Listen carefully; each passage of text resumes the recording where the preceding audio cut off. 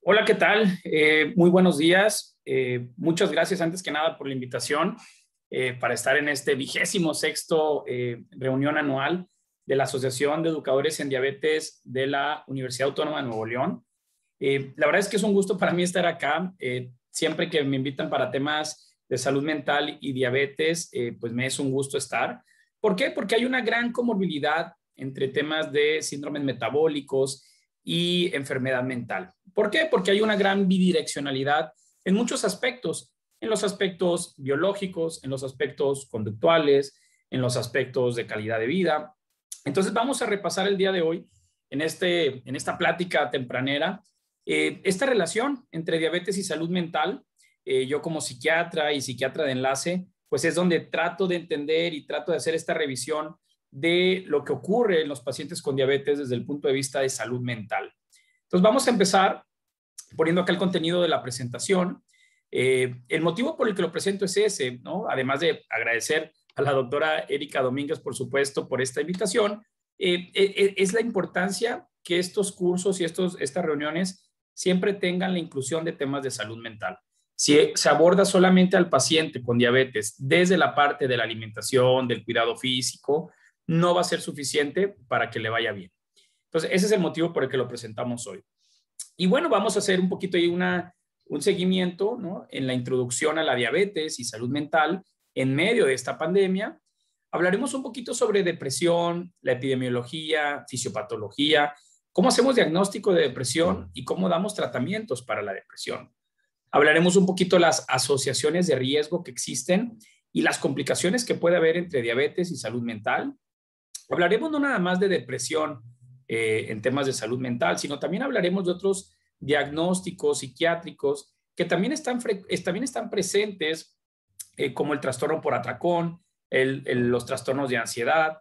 Todo este proceso de adaptación o el proceso de aceptación del duelo es algo fundamental para que las personas también puedan ir lidiando con esta enfermedad. Y por supuesto, hablaremos la última parte de la importancia del equipo multidisciplinario. Siempre trabajar en conjunto, siempre trabajar en equipo para que al paciente le vaya bien. Bien, pues sí, no nada más se va a tratar, insisto, de la buena alimentación o de que el paciente conozca las cantidades, las porciones que debe de ingerir para tener una buena calidad de vida. También tiene que ver con el funcionamiento de su cerebro, porque a final de cuentas el cerebro es el que va a mandar las señales al cuerpo del hambre, de la saciedad, del deseo, del autocuidado, de la concientización sobre la enfermedad, etcétera. Y es por eso que nos interesa mucho que el funcionamiento del cerebro de las personas con diabetes pueda funcionar de la mejor forma. Y vámonos un poquito a los paradigmas que conocemos históricos, ¿no? En medicina, que si no lo mido o si no lo veo, no existe. Todos podemos ver una tumoración en este cerebro, en esta resonancia. Pues sí, nadie tiene duda que hay una tumoración y que seguramente requiere tratamiento con radioterapia, quimioterapia o hasta cirugía. Pero si ustedes ven el cerebro del lado izquierdo, pueden ver una resonancia totalmente normal, pero puede ser la resonancia de una persona que no tiene deseos de vivir, que inclusive piensa en suicidarse, que no tiene deseos de convivir con su familia, y podemos hacerle todos los estudios que ustedes gusten y manden a este paciente y sus estudios van a salir normales. ¿Por qué? Porque los problemas químicos del cerebro, los problemas mentales, tienen que ver precisamente con eso, con alteraciones de la neurotransmisión y de la funcionalidad, y que no necesariamente lo vamos a poder obtener a través de algunos estudios de imagen o estudios de laboratorio. Entonces, cuando le hacemos esto al paciente, los estudios, y el paciente nos dice que se siente muy mal, que se siente ansioso, que se siente triste, pues muchos médicos terminan diciéndole es que usted no tiene nada, ¿no? Usted está muy bien, pero la persona les dice, no, pues es que yo me siento muy, muy mal. Entonces no caigamos en este paradigma de que si no lo estoy midiendo o no lo estoy viendo, quiere decir que no existe. ¿Por qué? Porque entramos en el mundo de la subjetividad. Si una persona me dice que tiene migraña, pues yo no le puedo medir esa migraña. Yo más bien le voy a preguntar qué tan intensa es esa migraña o el dolor. El dolor no lo podemos medir con escalas, no lo podemos medir con algún estudio de laboratorio o imagen, pero lo podemos medir en base a escalas que el paciente nos diga. ¿Qué tanto le duele del 1 al 10? Es también así como hacemos los diagnósticos clínicos en psiquiatría. Y bueno, pues cuántas veces en esta pandemia no han tenido ya pláticas sobre la importancia de la salud mental en tiempos de COVID. Y esta pandemia nos vino a recordar precisamente eso, la relevancia de nuestra salud mental para enfrentar situaciones adversas como fue y ha sido la pandemia para muchos seres humanos a lo largo del planeta. Y muchas personas nos hemos sentido así, sobre todo al inicio y luego en ese pico que tuvimos de pandemia por allá del mes de diciembre y enero. ¿Qué es lo que ocurrió? Pues nuestro cerebro cambió. La química y la arquitectura de nuestro cerebro tuvo que modificarse para poder adaptarnos a circunstancias. Las personas con enfermedades crónicas, las personas con diabetes, también tuvieron que adaptarse porque precisamente son las personas con comorbilidades médicas como hipertensión, diabetes, obesidad, tabaquismo, son las personas que también tienden a presentar mayor riesgo de mortalidad y de complicación por la enfermedad COVID-19. Y esto es algo que alertó, por supuesto, a muchos pacientes que dijeron, me tengo que poner mucho más en forma, me tengo que cuidar mucho más de mi diabetes, de mi hipertensión, porque si estoy descontrolado de eso y me llego a contagiar, mi pronóstico puede ser peor que si estoy bien controlado. Entonces, muchos pacientes tuvieron esta oportunidad, pero desafortunadamente muchos otros pacientes no. Pacientes que ya no pudieron acudir a los hospitales o al seguimiento de sus consultas, por ejemplo, en el IMSS, en el ISSSTE, donde cerraron prácticamente los servicios de consulta externa y tuvieron que las personas tener mayor adaptación a la circunstancia. Ven ustedes aquí una estructura que es la amígdala, el sistema límbico en general, pero la amígdala es la que nos regula todo el tema de nuestras emociones. Lo correcto es decirle a su pareja, te quiero con todo mi sistema límbico, particularmente con toda mi amígdala. Si les digo, si le digo a mi esposa, te quiero con todo mi corazón, es una falacia. El corazón es una bomba, nada más, que promueve ahí la sangre, pero no sirve para otra cosa, obviamente para nuestro funcionamiento vital, pero no tiene que ver con las emociones. Nuestras emociones están reguladas por nuestro sistema límbico. Cuando hay un sistema de estrés, un estrés crónico, como ha sido esta pandemia, nuestras áreas de cerebro se hiperactivan, particularmente la amígdala, porque está identificando peligro, está identificando que hay un riesgo allá afuera. Y este es un ejemplo muy burdo de lo que puede ocurrir en la química y en la arquitectura de nuestro cerebro a través de circunstancias difíciles. No se diga el hecho de tener diabetes o ser diagnosticado con diabetes implica también un cambio en todos estos procesos emocionales, psicológicos y conductuales. Y no por nada, y lo vamos a ver más adelante, una gran cantidad de pacientes con diabetes tienen también algún diagnóstico psiquiátrico. Entonces lo que vemos ahora con la pandemia, pues es esta cuarta ola, pero no la cuarta ola de contagios. Estamos hablando de la ola que tiene que ver con los traumas psíquicos que ha derivado y que ha surgido de esta pandemia, ¿no? El daño económico, la pérdida de trabajo, el burnout laboral, sobre todo para personal de salud como nosotros, que muchos han experimentado o hemos experimentado burnout en esta pandemia por la gran cantidad de demanda de pacientes en el área de salud mental, por supuesto, en cuidados intensivos, y para las personas, ¿no? Para la población general, esto también ha sido algo importante, la cuarta ola de la pandemia, temas psiquiátricos. Aterrizándonos entonces al tema de diabetes, pues bueno, tenemos aquí una referencia de hace algún tiempo, pero ven ustedes en la línea del tiempo de 2012 a 2025, cómo se presupuestaba o cómo se calculaba que iban a estar estas prevalencias o esta cantidad de personas en el mundo con diabetes. Pues se estima que ya a la vuelta de un par de años tendremos 540 millones de seres humanos con diabetes. Y por supuesto, esto representa un grave problema en temas de salud pública, asociado por supuesto a enfermedad cardiovascular, a insuficiencia renal, más pacientes con hemodiálisis, más problemas de neuropatía, y esto obviamente genera más discapacidad y menor esperanza de vida.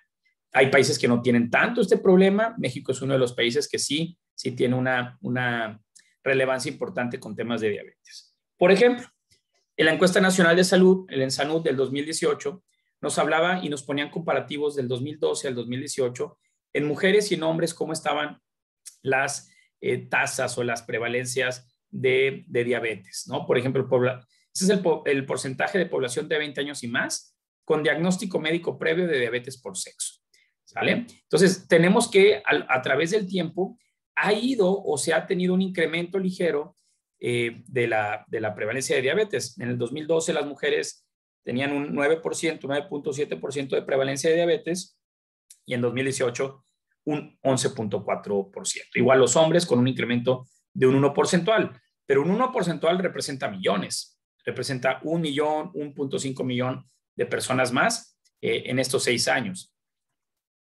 Y por supuesto, insisto, el reto para muchas personas ha sido vivir la pandemia también con el tema de diabetes, con servicios que están no tan fáciles para acceder y todo esto ha implicado, y dicen algunos expertos, el incremento en las complicaciones porque se han dejado de atender a muchos pacientes. ¿Por qué?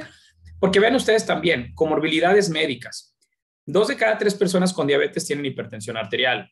1 de cada 2 personas con diabetes tipo 2 tiene obesidad, que ahorita vamos a hablar de la obesidad. 7 de cada 10 personas con obesidad sufren de hipertensión arterial. Es por eso que el paciente no llega solo con su diabetes, llega con una serie de complicaciones o una serie de situaciones médicas que lo van a poner en mayor riesgo para tener algún problema de salud mental. El sobrepeso y la obesidad son los predictores más importantes de riesgo para desarrollar diabetes tipo 2. Cuando una persona tiene diabetes, la prevalencia de depresión, y ahí entramos ya en materia, en detalles, la prevalencia de depresión se puede incrementar de un 15 a un 30%. ¿Sí? Hoy en día se estima que 1 de cada 3 personas con diabetes tipo 2 tiene algún problema de salud mental, particularmente depresión. Y por supuesto, la depresión, ya cuando hablemos de depresión, incrementa el riesgo para muchas enfermedades como cáncer, como enfermedad cardiovascular, infartos agudos al miocardio y por supuesto diabetes. ¿Por qué? Porque vamos a hablar ahorita entonces que cuando hablamos desde la depresión es una enfermedad que nos afecta la voluntad, la motivación, el autocuidado, el deseo de hacer las cosas, el menor disfrute de las emociones. Y todo eso está relacionado a un incremento en el riesgo de desarrollar enfermedades médicas, como por ejemplo, si yo sé que mis papás tienen diabetes y yo tengo depresión, pues probablemente no voy a hacer ejercicio, no voy a comer bien, no voy a ir a los chequeos médicos y probablemente voy a empezar a tener una serie de complicaciones y por no detectarme a tiempo y por mis estilos y hábitos, más todo lo que tiene que ver con aspectos inflamatorios, neurobiológicos, pues estoy generando un riesgo para desarrollar enfermedades como la misma diabetes, ¿no? El ejemplo de depresión y el síndrome de intestino irritable, las migrañas y por supuesto la obesidad. Vamos a hablar también un poco de la obesidad. Precisamente aquí. Y bueno, el tema de obesidad, diabetes y educar en diabetes tiene que ver siempre con la educación en la alimentación. Hay todos estos registros internos para muchos de nosotros que tienen que ver luego los temas de alimentos con experiencias placenteras previas o experiencias placenteras tempranas. Si yo veo un gansito hoy en día, pues yo me acuerdo cuando iba con mi abuelita a lo mejor a la tiendita cuando era niño, me compraba un gansito. Hoy en día sé que no me voy a comer un gansito bajo ninguna circunstancia. El punto es que se nos van quedando imágenes o asociaciones de alimentos o ciertas cantidades de alimentos asociadas a experiencias emocionales. Y en nuestra vida adulta tenemos que ir resignificando y resimbolizando estos significados de estas comidas. Pues obviamente ha habido lugares donde ha habido buena cantidad de alimentos y probablemente con algunos teniendo episodios de atracón. Yo no dudo que la última cena haya sido algo similar. Entonces tenemos que buscar o resignificar precisamente eso, las cantidades y calidades de alimentos en base a nuestra historia y en base a nuestra condición médica actual. Ya mencionaba el tema de la obesidad, ¿no? Ese es un estudio publicado hace 5 años en la revista Lancet. Por cantidad de personas, pues sabemos que México es el 6º lugar en el mundo por cantidad, porque aquí vemos países que tienen una gran cantidad de personas por cantidad. México es el 6º lugar en obesidad.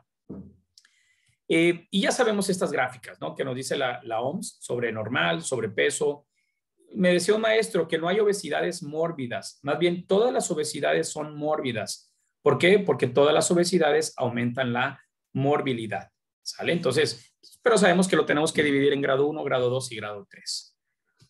La epidemiología de la obesidad en el mundo cambia, y sí, y hay países que no tienen este tema, como África, el continente africano, países en Asia, como China, Japón, que no tienen temas relacionados a obesidad, pero México es un país, sin duda, Estados Unidos, que tienen unas cifras muy, muy elevadas de obesidad. ¿Y qué es lo que encontramos a través del tiempo? Por ejemplo, con la encuesta nacional de salud, con la ENSANUD, pues que prácticamente el 70% de las mujeres en México tenían ya sea sobrepeso u obesidad, y los hombres casi igual, casi un 70% presentaban sobrepeso u obesidad. Y esto no ha cambiado mucho. Se estima, en base a estas cifras, que para el 2050 prácticamente el 90% de la población de los hombres va a tener ya sea obesidad o sobrepeso igual a las mujeres. Entonces, el peso normal para el 2050 va a ser que prácticamente 1 de cada 10 mujeres en México tenga un peso normal y prácticamente 1 de cada 10 hombres tenga un peso normal. Y obviamente esto preocupa porque la tendencia de presentar obesidad nos confiere más riesgo para diabetes, para hipertensión, para hospitalizaciones, etc. Entonces, esto es un problema de salud pública. ¿Qué es lo que nos dice también estas gráficas, ¿no? En esta página que seguramente ustedes también de la Federación Mexicana de Diabetes, pues seguramente ustedes conocen, nos habla esto, tanto lo que les mostraba, prevalencias de diabetes que aumentaron y prevalencia de sobrepeso y obesidad en adultos que también aumentaron. Entonces, aquí hay un problema y no se ha detenido y no se está deteniendo, y esto nos confiere un problema importante.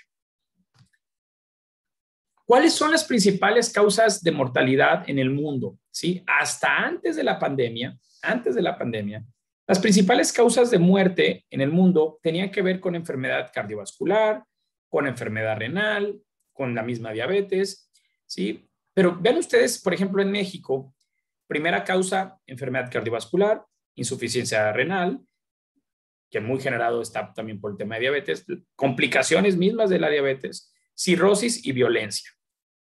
Les voy a dar unas cifras. 1 de cada 4 personas con enfermedad cardiovascular tiene depresión. 1 de cada 3 personas con enfermedad renal tiene depresión. 1 de cada 3 personas con diabetes tiene depresión. La mitad de los pacientes con cirrosis tiene depresión.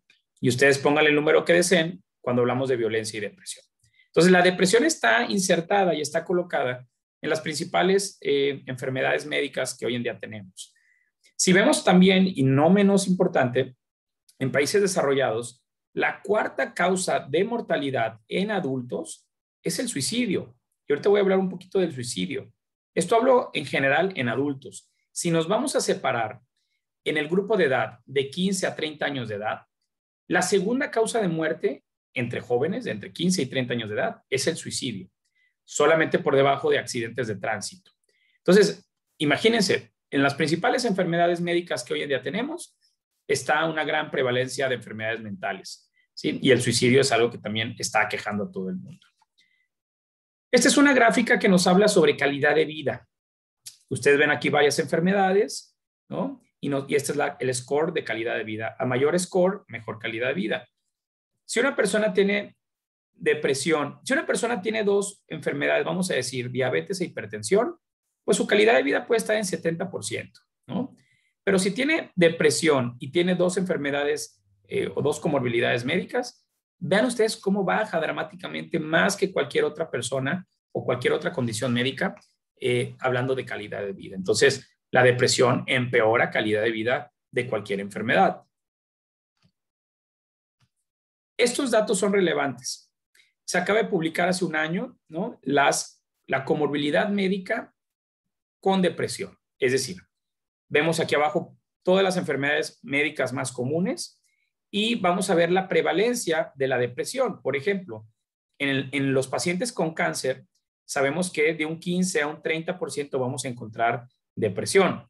En los pacientes con temas cardiometabólicos, como infarto al corazón, insuficiencia cardíaca, hipertensión, diabetes, estamos encontrando prácticamente prevalencias de 1 de cada 3. 1 de cada 3 pacientes con enfermedades cardiometabólicas tiene depresión. En las neurológicas también, y en las inflamatorias como las enfermedades reumatológicas encontramos también cifras muy altas. Y esta es una gráfica que nos dice o nos sintetiza esto que les acabo de comentar. Cuando una persona tiene una enfermedad médica no psiquiátrica, es muy común que vaya a haber también a la par depresión. El problema es que si está esa depresión y no se diagnostica y no se trata, pues se asocia a peor pronóstico, a mal apego a tratamiento, a recaídas de la enfermedad. Entonces, uno como clínico tiene que estar muy al pendiente que si nuestro paciente tiene diabetes o tiene hipertensión o tiene obesidad, pues hay que buscarle que no tenga alguna enfermedad mental como la misma depresión, porque eso le va a empeorar el pronóstico de su diabetes. Vean estas cifras. Solamente por debajo de la hipertensión arterial, la depresión es la segunda enfermedad crónica más común. ¿Sí? 80% de los pacientes con depresión son tratados por el personal no psiquiátrico, es decir, algunos psicólogos, médicos, sacerdotes y personal no capacitado. Entonces, sí tenemos ahí como una deuda con la capacitación desde el gobierno, desde las universidades, para capacitar mucho más al médico no psiquiatra, para poder entrarle a estos temas de salud mental y poder ayudarnos a los psiquiatras que no nos damos abasto para poder tratar, diagnosticar y controlar toda esta ola de problemas psiquiátricos que hoy en día tenemos. Y esto que les decía, la depresión empeora cualquier condición médica. La depresión incrementa la mortalidad. Ya les mencionaba, es la segunda causa de muerte entre 18 y 30 años de edad por suicidio. El problema es que el 71% de los pacientes con depresión van a tener por lo menos alguna enfermedad médica no psiquiátrica. Aquí me estoy yendo de depresión a enfermedad médica no psiquiátrica, ¿sí? Y la depresión influye en el curso de la mayoría de las enfermedades médicas no psiquiátricas, como la misma diabetes. Todos conocemos ya a estas alturas lo que tiene que ver con síndrome metabólico. A final de cuentas, todo el tema del síndrome metabólico tiene que ver también con procesos inflamatorios. La depresión es una enfermedad inflamatoria de bajo grado, como lo es la obesidad. Y por eso tienen muchas convergencias fisiopatológicas y de riesgo para presentarse una cuando existe la otra. Eso es un tema. Y el otro tema tiene que ver con los temas de salud pública y con los temas de dinero. Por ejemplo, si una persona tiene diabetes y obesidad, pues el gobierno va a gastar cierta cantidad de dinero para ese paciente. Pero si la persona tiene diabetes, tiene obesidad y aparte tiene alguna enfermedad psiquiátrica, tiene un incremento prácticamente 4 veces más de costo para ese gobierno y para esa institución tratar a ese paciente. Por lo mismo, porque ese paciente probablemente no se va a cuidar del todo bien, no va a acudir a sus citas, va a requerir más demanda de los servicios de atención de salud, va a haber múltiples hospitalizaciones. Entonces, ¿por qué? Yo siempre me he puesto a pensar, ¿por qué no nos enfocamos mucho más también en atender temas de salud mental? ¿Sí? Como otros países que su Producto Interno Bruto destinan una gran cantidad de recursos a la salud mental, y en México esto es algo mínimo, más que mínimo. Menos del 0.3% del Producto Interno Bruto va a temas de salud mental.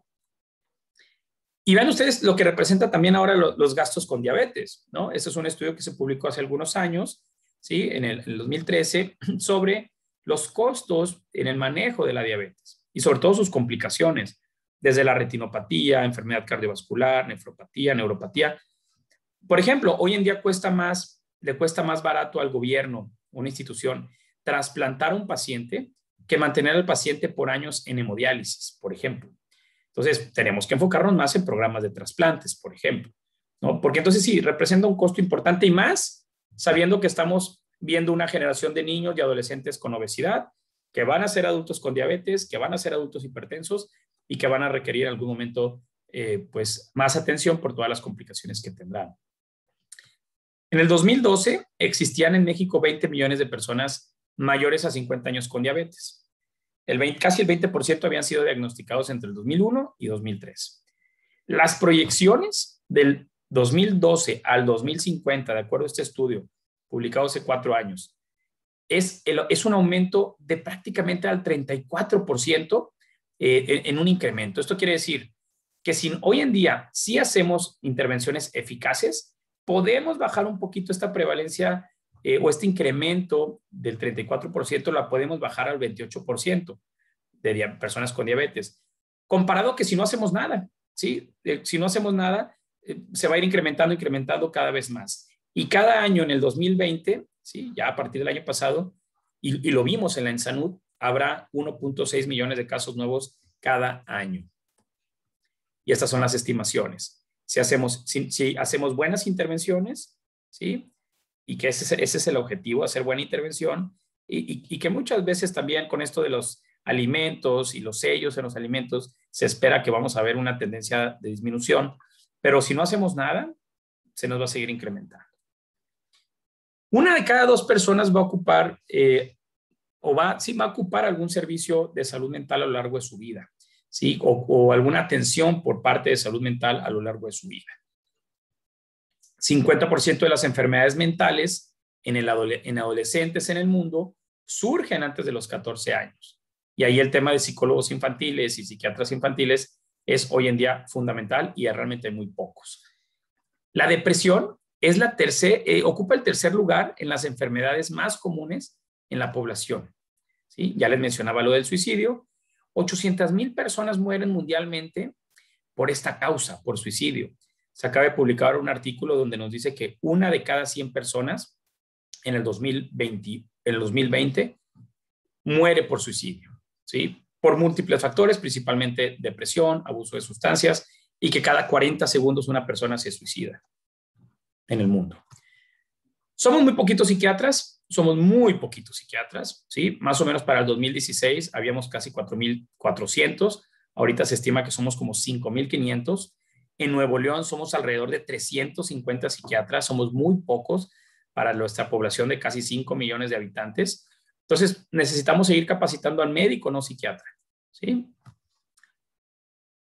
Por estas cifras, ¿no? En el 2020, sí, ya se proyectaba por parte de la OMS que la depresión iba a ocupar la primer causa por carga por discapacidad. Es decir, ¿cuál es la primera causa por la cual la gente no va a trabajar o no va a la escuela? Pues por depresión, ¿sí? Antes de la pandemia había 350 millones de personas en el mundo con depresión, ¿sí? Se estima que ahora, por la pandemia, hay casi 500 millones de personas.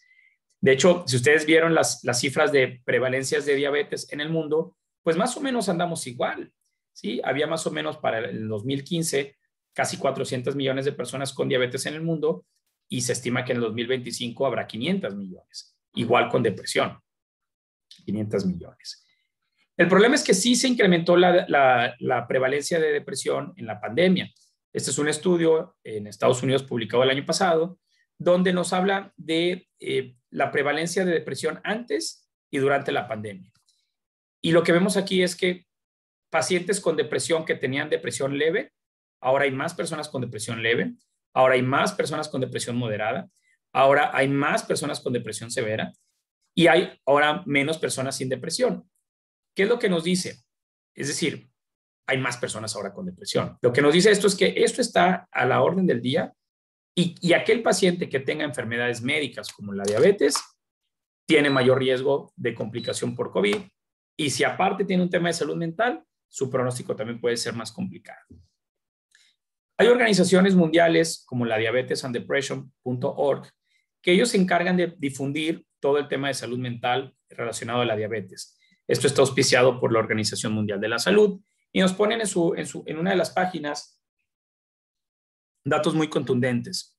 Dice, prácticamente 1 de cada 3 personas con diabetes sufre de algún trastorno depresivo relevante. Personas con depresión tienen 2 veces más riesgo que población general de desarrollar diabetes. Entonces, aquí es donde vamos viendo bidireccionalidades. Ya hemos mencionamos la prevalencia de obesidad. Aquí estamos viendo prevalencias de diabetes, que esto se ha ido incrementando conforme pasan los años. Brasil, la India, México, Estados Unidos, por supuesto, tienen más problemas de diabetes que cualquier otra persona, que cualquier otro país. Y nos vamos a quedar con este número. Si ustedes el día de ayer vieron a 10 pacientes con diabetes, 3 de ellos tenían, por lo menos 3 de ellos tenían depresión, ¿sí? Si el día de hoy vieron 3 pacientes o ayer vieron 3 pacientes con diabetes, 1 tenía depresión, ¿sí? Lo estamos diagnosticando, lo estamos identificando, lo estamos refiriendo. Esos son los cuestionamientos que invito a que podamos hacer el día de hoy. Y tenemos que partir del diagnóstico de depresión. A final de cuentas, sí tenemos que hacer diagnósticos clínicos. No porque una persona me diga que se siente triste, tiene que ver eso ya con que tenga depresión. La depresión es un estado clínico de síntomas que se presentan de forma intensa, por lo menos durante 2 semanas seguidas, y que causa un malestar significativo en la persona. Por ejemplo, les comento, para hacer diagnóstico de depresión mayor, puede haber más de 681 posibles combinaciones de síntomas, ¿sí? Entonces puede haber muchas depresiones. La depresión no nada más es llorar y estar triste, ¿no? Hay muchas formas de expresarse la depresión, por lo siguiente que les voy a decir.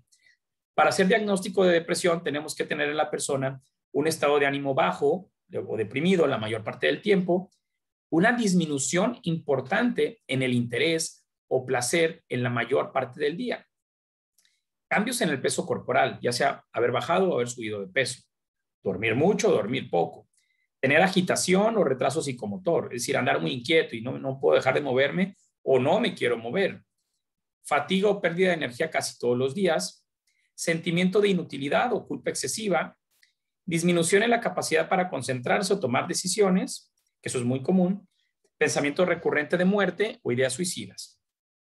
Todos estos síntomas tienen que estar presentes al menos 5 de ellos, al menos durante 2 semanas seguidas, pero sobre todo que cause un deterioro, ya sea en el área laboral, social o interpersonal. ¿Sí? Si cumple estos criterios, podemos decir que la persona tiene un episodio depresivo mayor, un trastorno depresivo mayor. Si la persona tiene 2 o 3 días donde está llorando y se siente con mucha culpa, mucha tristeza, pero al cuarto o quinto día se siente muy bien y se sigue sintiendo muy bien el resto de las semanas, esa persona no tiene depresión. Si una persona le acaban de diagnosticar diabetes y se siente extremadamente triste por ello y pasa una semana y empieza a retomar sus actividades, aunque sí está un poco desmoralizado por el diagnóstico, pero disfruta la convivencia con su familia, sigue yendo a trabajar, pues no estamos hablando de una depresión. El problema es cuando estos síntomas se sostienen y se mantienen a través del tiempo y que causan un malestar significativo en el ser humano, ¿no? Y una recomendación para el médico no psiquiatra es que podemos hacer escalas muy sencillas para medir el tema de depresión. Una escala muy utilizada en el mundo para el médico no psiquiatra es la escala PHQ-9, que prácticamente son los ítems del DSM-5 para depresión. Y ustedes pueden medir, es una escala autoaplicable, se la dan al paciente y el paciente la responde, ¿sí? Y en base a esta puntuación, arriba de 10 puntos, por ejemplo, podemos considerar que el paciente seguramente sí tiene una depresión activa. Si la quieren poner más fácil, hay una escala que es la escala PHQ-2. La escala PHQ-2 es una escala donde solamente son 2 preguntas y ustedes le dicen al paciente, ¿en las últimas 2 semanas usted se ha sentido con el ánimo triste o deprimido? Sí, doctor, me siento con el ánimo triste o deprimido. Muy bien. ¿En las últimas 2 semanas usted ha perdido el interés o placer por cosas que antes sí disfrutaba y sí le gustaban? Así es, ya no disfruto nada. El PHQ-2, si la respuesta son sí a las 2 preguntas, es muy probable que esa persona tenga depresión y nos obligaría a ponerle, por ejemplo, el PHQ-9. Si nos dice que no a esas 2 preguntas, es muy probable que esa persona no tenga depresión. Ahora, como mencionábamos en los ítems, hay algunos síntomas de depresión que no está relacionado necesariamente con la depresión. Por ejemplo, si tenemos una persona con diabetes y con depresión, la diabetes misma nos puede cambiar el apetito, nos puede hacer sentir más cansados. Entonces, nos puede dar falsos positivos cuando midamos esta escala y digamos, es que el paciente está muy cansado, entonces está deprimido. No. Es ahí donde podemos utilizar otras escalas, como la escala de ansiedad y depresión de Hospital General, que es gratuita, está en internet, es autoaplicable, y en esta escala no tenemos ítems ítems de síntomas físicos, solamente tenemos síntomas cognitivos y emocionales y nos da una claridad más limpia, digamos, de un diagnóstico que si metemos síntomas físicos. Y aquí es donde voy a empezar a poner algún ejemplo, ¿no? Hablando de los tratamientos. Si una persona tiene prediabetes, sabemos que con hacer cambios al estilo de vida, hacer ejercicio y tener buena alimentación es suficiente para no necesariamente dar medicamento, ¿no? En un estado de prediabetes. Cuando ya hay diabetes, nadie tiene duda que el paciente ocupa tratamiento farmacológico más estas estrategias de estilo de vida, ¿sí? Esto nadie lo va a debatir. Pero ¿por qué entonces en psiquiatría o en salud mental, cuando vemos, por ejemplo, una persona con depresión leve, sabemos que puede ser suficiente cambios al estilo de vida, alimentarse mejor, tener psicoterapia, y puede ser que esa persona no ocupe tratamiento farmacológico. Pero si ya está instalada la depresión, y sobre todo una depresión moderada a severa, cuando hay ideación suicida, cuando la persona ya no logra funcionar en su vida diaria, no hay ninguna duda en que se requiere tratamiento farmacológico. Y este es uno de los principales barreras para que muchos pacientes que están con depresión no sean tratados farmacológicamente, pensando en mitos tan burdos como esto de me voy a hacer adicto, no quiero depender del medicamento, todo depende de mí. Yo les digo a los pacientes, es como si usted con diabetes se diga a sí mismo, es que yo le voy a echar ganas a mi diabetes sin medicina. Pues su cuerpo lo está pidiendo y no significa que usted sea adicto a la metformina. Significa que la metformina regula la glucosa en su cuerpo para que esté mejor. Significa que el antidepresivo regula la química de su cerebro para que esté mejor. Entonces, sí tenemos que quitarnos estos paradigmas de que los medicamentos causan dependencia y causan adicción. Particularmente los antidepresivos son extremadamente seguros y vamos a canalizar al paciente cuando lo identifiquemos con depresión moderada o severa para recibir un tratamiento farmacológico adecuado.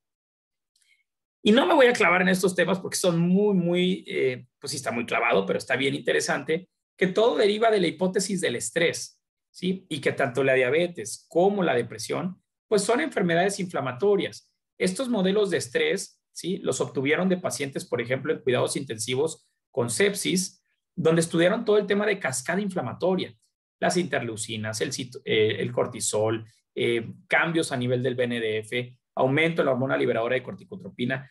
Todo esto es un modelo muy clásico que podemos entender y explicar algunas otras enfermedades de bajo grado, como la obesidad, la diabetes y la depresión. Vean ustedes, las tasas de muerte en pacientes con diabetes tipo 1 y tipo 2 son elevadas dependiendo la severidad de la depresión. Es decir, a más severidad de depresión, mayor riesgo de mortalidad por diabetes tipo 1 y tipo 2.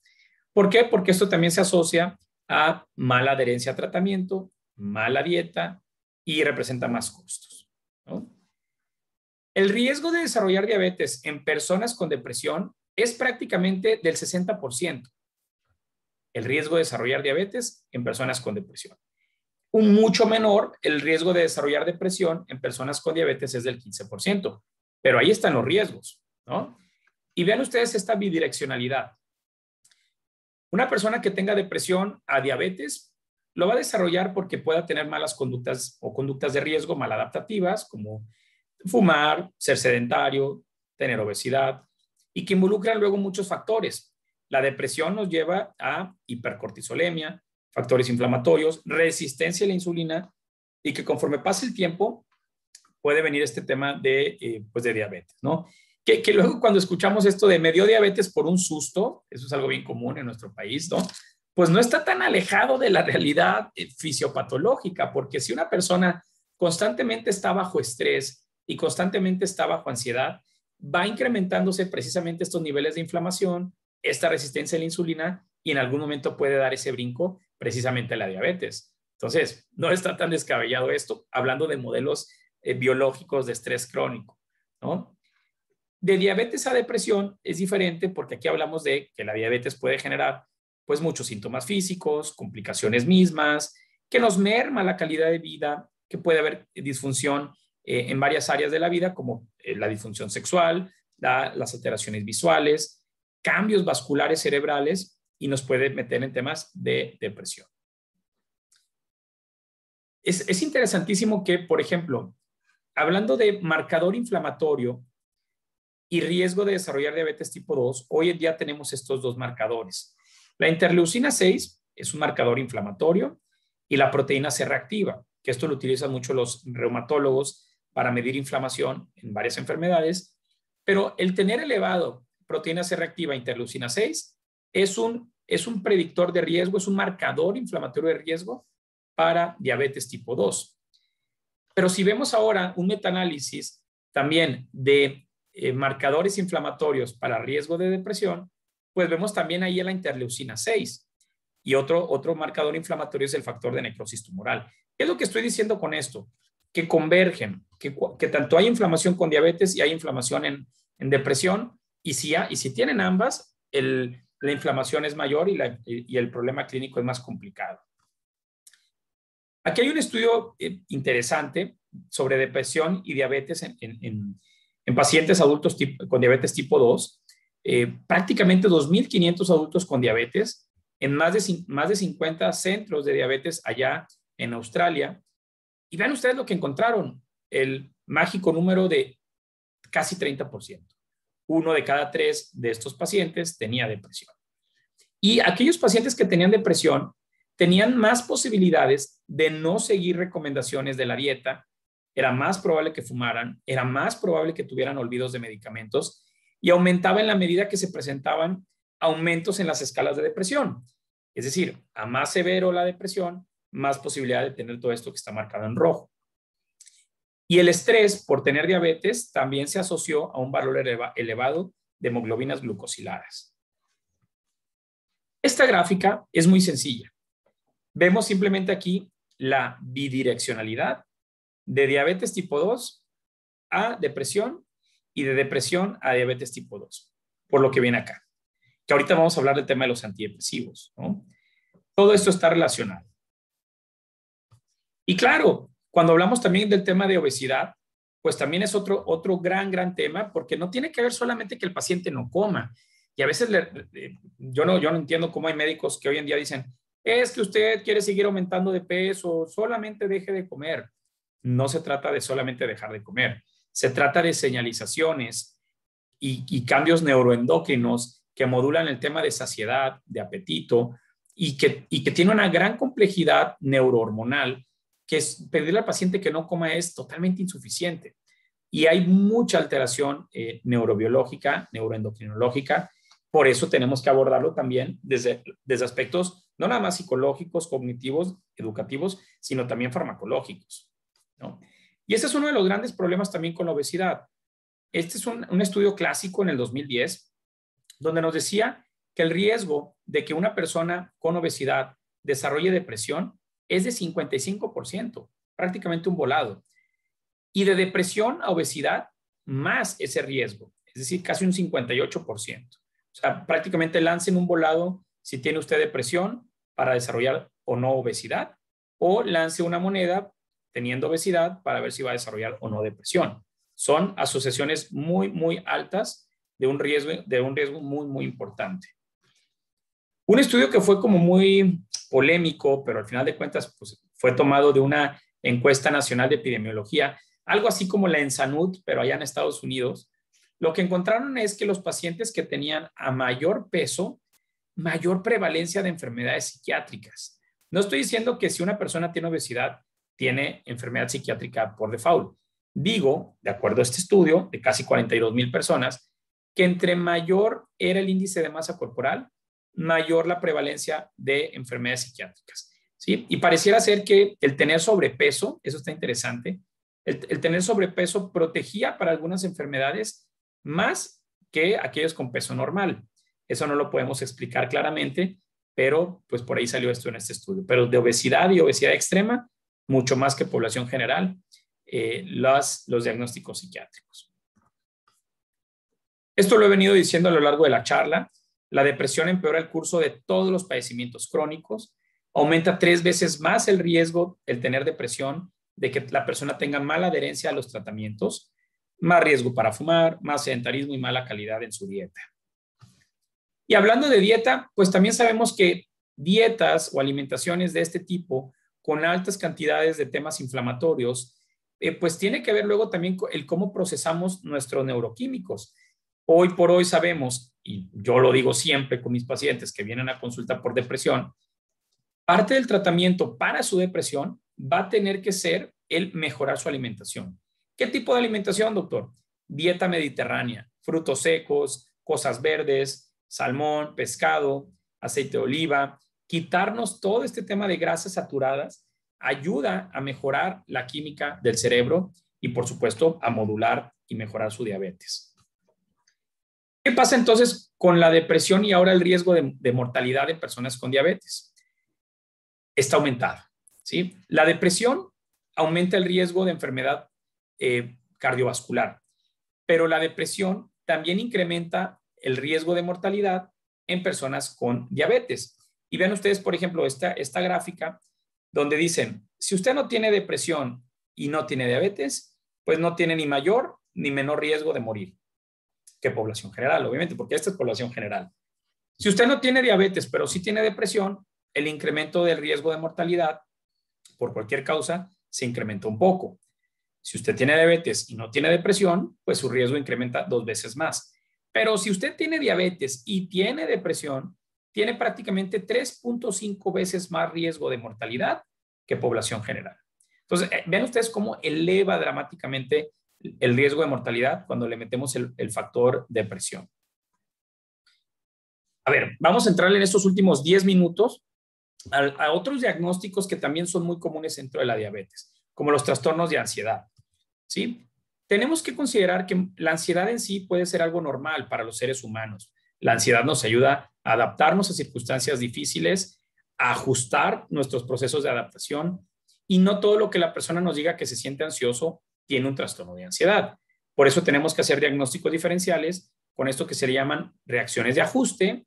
Por ejemplo, si alguien tiene diagnóstico o le acaban de diagnosticar diabetes, pues va a tener un proceso adaptativo, angustiante, estresante, que tiende a mejorar conforme pasan los días o semanas.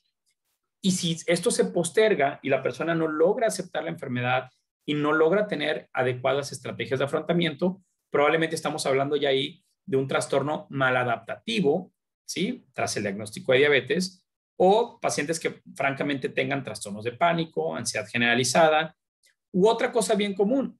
Me habla el paciente y me dice, doctor, es que me siento muy ansioso. El medicamento que usted me dio para la ansiedad no está haciendo efecto. Y le digo, señor José, ¿ya se tomó sus niveles de glucosa? No, no me los he tomado. ¿Se los puede tomar, por favor? Traía 40 de glicemia capilar, ¿no? Entonces, tener estados de hipoglicemia o hiperglicemia también nos puede confundir con que son síntomas de ansiedad primaria, digamos que como ansiedad derivado del tema meramente psiquiátrico. Pero esto es una ansiedad secundaria, hipoglicemia o hiperglicemia. Muchos trastornos neuroendocrinológicos, como la misma enfermedad tiroidea, nos pueden meter en estos temas, no nada más de ansiedad, sino también de depresión. Tenemos que abordar también a los pacientes desde esta área.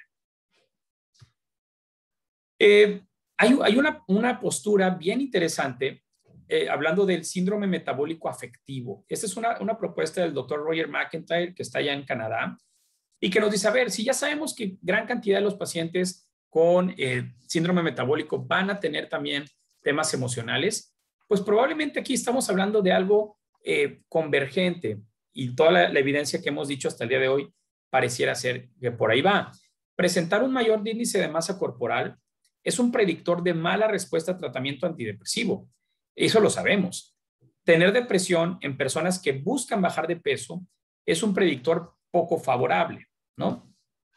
Y el doctor Roger McIntyre nos mete esta bonita gráfica de todo lo que tiene que ver desde aspectos genéticos, del desarrollo, sistema nervioso central, funcionamiento del cerebro, y cómo convergen temas de recompensa, cognición, pero por otro lado acá obesidad, diabetes, en el fenotipo metabólico y en el fenotipo emocional, y nos puede dar este tema del síndrome metabólico emocional, ¿no? Es la convergencia de estas dos cosas.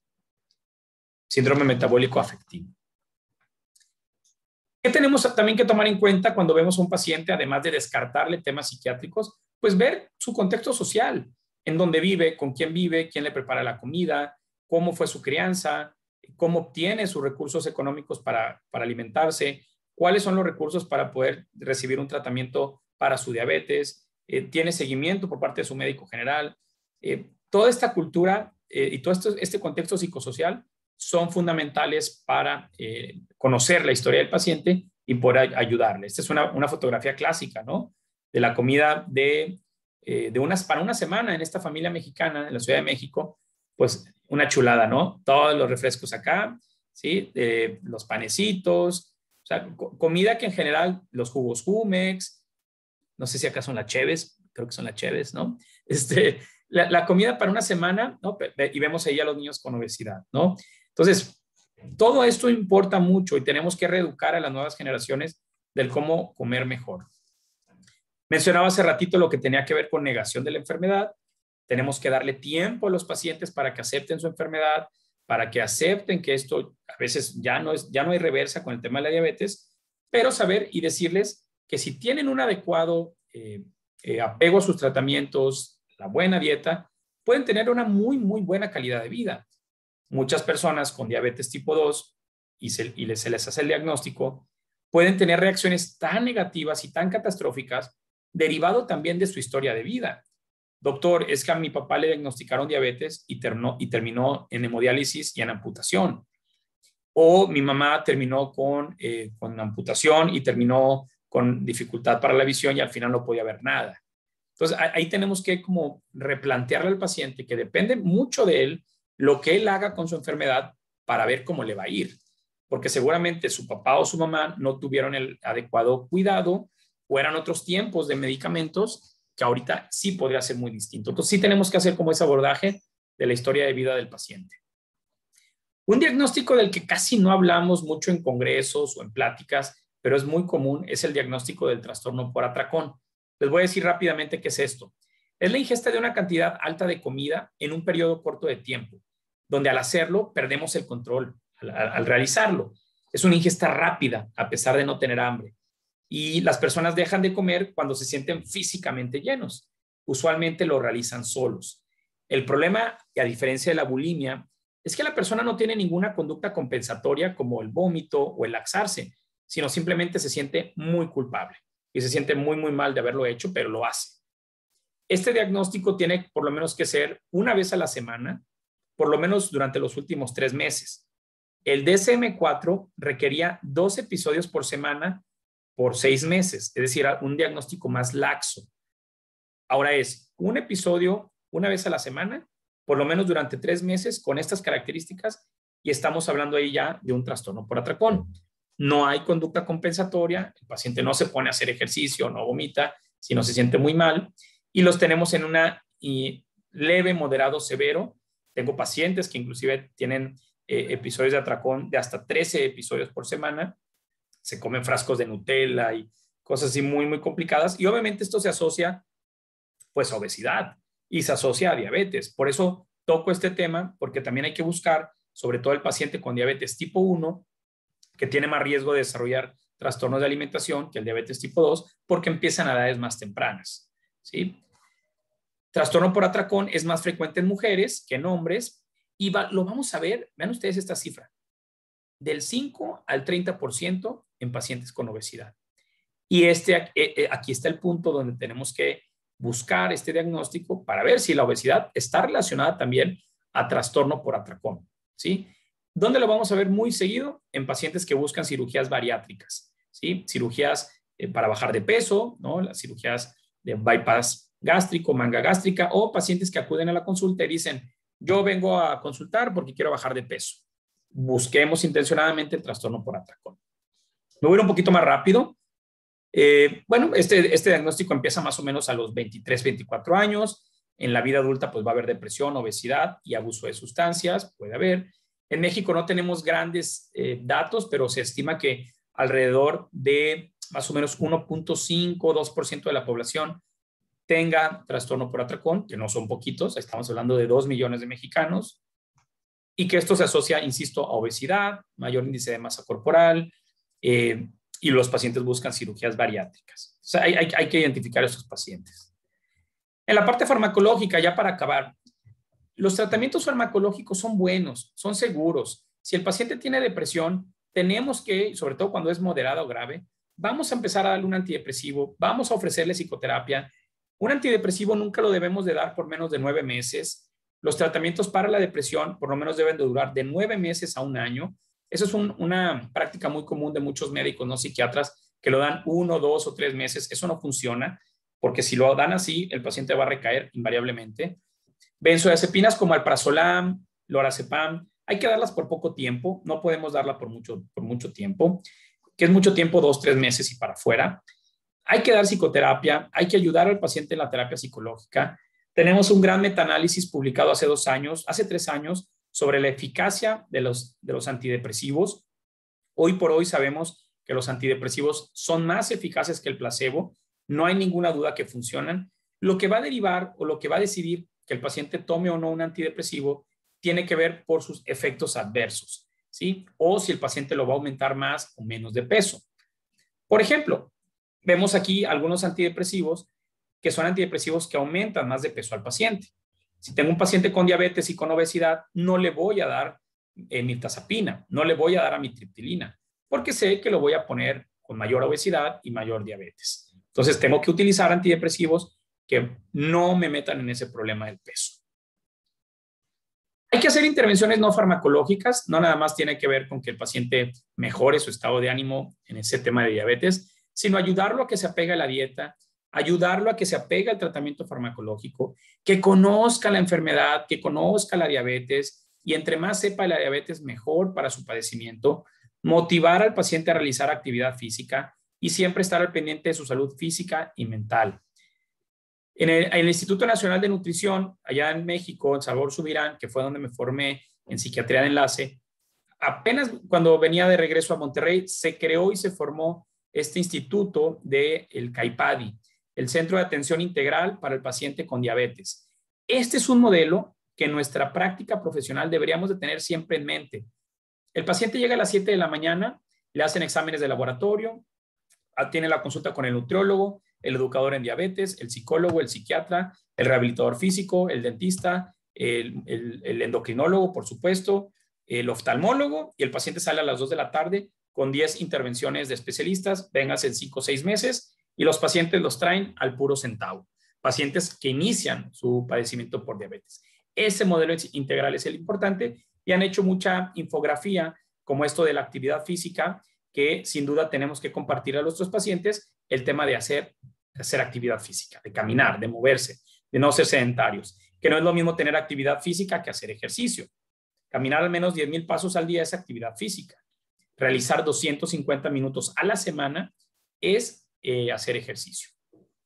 Es lo que les decía, este tipo de intervenciones son tan valiosas que este es un modelo internacional que tenemos que implementar en nuestro país cada vez más a nivel público y privado. Me tocó participar, ya para acabar, en este capítulo del Manual Práctico de Manejo de Diabetes enfocado a familias y a pacientes, hablando de diabetes relacionado a demencia y depresión. Entonces, por ahí ese está a la venta y creo que ya está la siguiente edición. Y bueno, me tocó participar en ese y me da mucho gusto poder contribuir un poquito a estos temas. Conclusiones. Existe una clara relación entre el síndrome metabólico y la enfermedad psiquiátrica. Comparten claros mecanismos bidireccionales desde la psiconeuroinmunoendocrinología. Padecer síndrome metabólico aumenta el riesgo para presentar un trastorno psiquiátrico y viceversa.